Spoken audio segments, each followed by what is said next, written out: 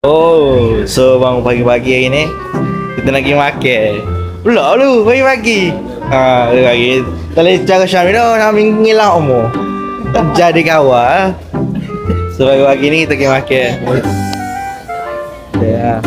Nah, kita makan dulu Lapar weh. Oh, lapar. Lagi sejam ni. Lagi sejam. Dah.